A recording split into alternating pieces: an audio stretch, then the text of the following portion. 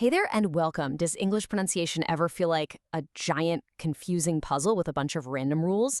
Well, if it does, you're in exactly the right place. In this little guide, we're going to uncover some simple secrets so you can stop worrying about spelling and really start speaking with confidence. Let's jump right in. We've all been there, right? You know the word, you can spell it perfectly, but what actually comes out of your mouth is not quite what you intended. A tiny little mistake can turn a simple word like shipping into something, well, something pretty embarrassing. But hey, don't worry, the fix is way simpler than you think, and it all starts with one big misunderstanding. Okay, so the very first thing we need to tackle is what I call the alphabet myth. You see, most of us learn the alphabet song, right? A, B, C, D, but we miss the most important part. In English, every single letter has a name, and it also has a sound. The trick is, they're usually not the same thing. And knowing that difference, that's your first huge step to sounding clear. Yeah, take a look at this. This shows you exactly what I'm talking about. We learn the letter A has the name A, like in the word cake. But look at the word cat. It makes a totally different short A sound. Same with I. Its name is I, like in bike, but in the word fish, it's just a short little I sound. This is the whole secret, name versus sound. And hey, while we're on the alphabet, let's just quickly clear up a few troublemakers, especially if you're aiming for British English. The letter H is pronounced H, no A sound at the beginning, just H. The letter R is a really soft ah sound, not a hard And right at the end, we say Z, not Z. They're just little details, but they make a huge difference. All right, you with me? Good. Let's move on to the vowels. I want you to think of vowels, A, E, I, O, U, as the engines of English words. They are the power source for everything. And here's the cool part. Pretty much every vowel has two main versions, a short sound and a long sound. This table just lays it all out perfectly. So look, on the left, we've got the short sounds. For these, your mouth is super relaxed. Cat, bit, hop. They're quick, they're simple. Now look over to the right. These are the long sounds. Cake, bite, hope. Wait a second. Do you notice something? For the long sound, the vowel is literally saying its own name from the alphabet. The A in cake says A. The I in bite says I. How cool is that? Okay, so look closely at that right side again. Cake, bite, hope. You seeing a pattern here? What do all of those words have at the very end? What is that little letter E doing there anyway? Ha! You got it. That quiet little E at the end of the word, it's not just there for looks. It's actually a secret code. We call it the magic E, and it is the key that unlocks almost all of those long vowel sounds you just heard. Okay, here's how it works, and it's super simple.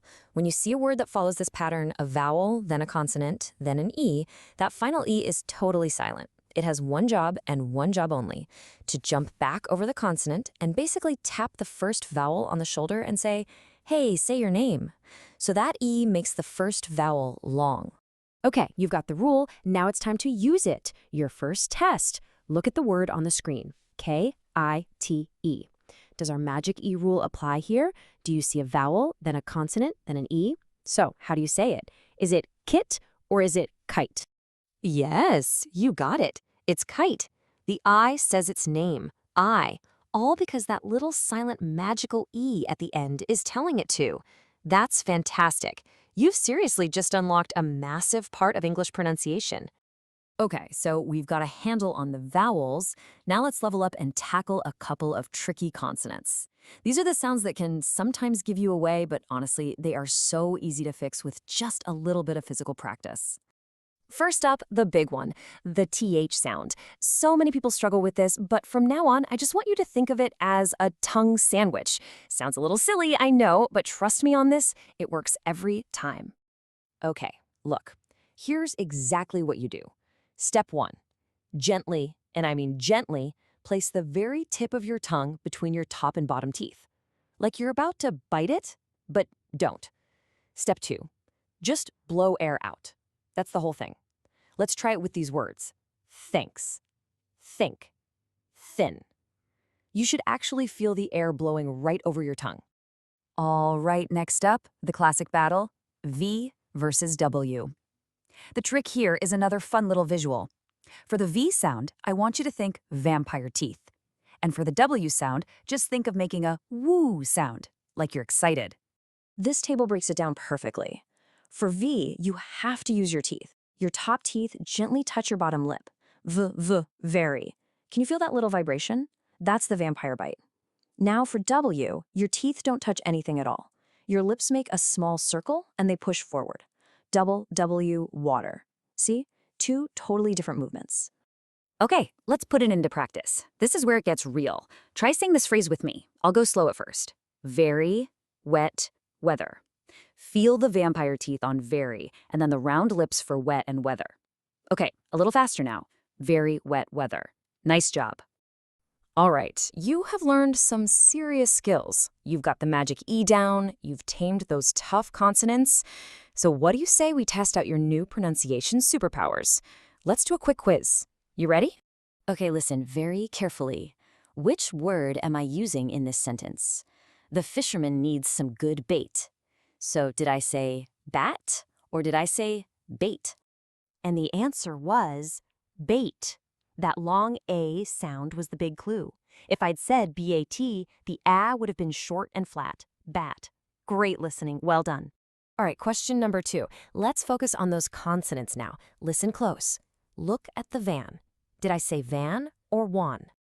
Yes, you got it. It was van. V-A-N.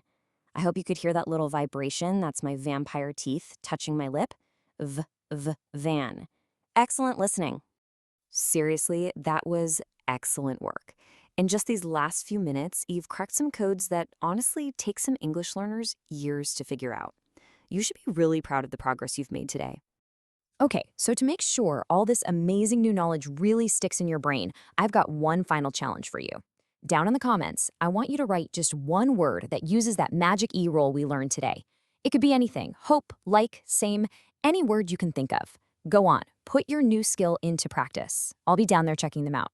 Thanks so much for joining me and keep practicing.